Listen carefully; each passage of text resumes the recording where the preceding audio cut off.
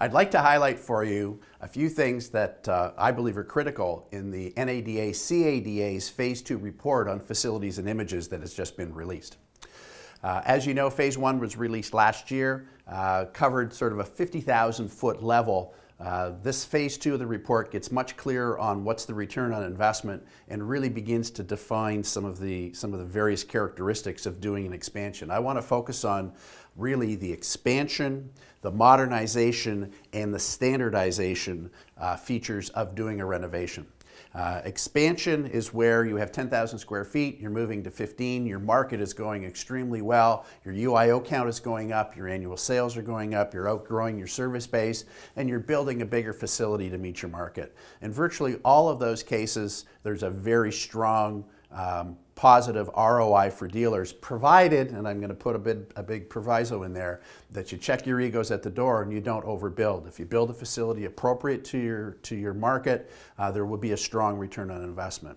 Modernization, the next level up, is really where you don't do any major changes to your structure of your building, but you modernize it. You might change the glass, you might change the floor tiles, the carpeting, upgrade the furniture, do a number of different things, paint the inside, that sort of stuff.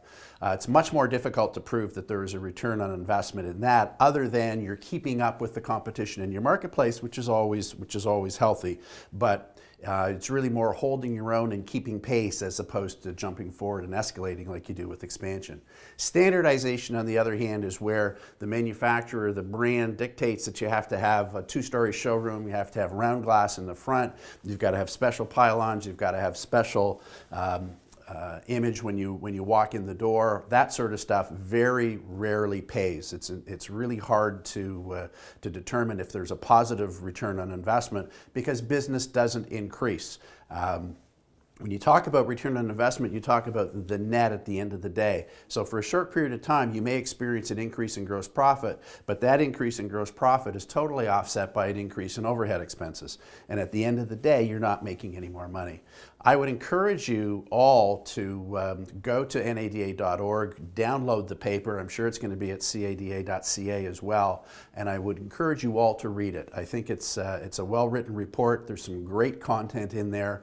Know that about 40% of all of the examples are Canadian, and that there was an awful lot of diligence that went into the preparation of the report. So I would encourage you all to read it. If you have any questions, by all means, I'd be happy to answer any of your questions. But clearly there's a different focus of expansion, modernization, and standardization.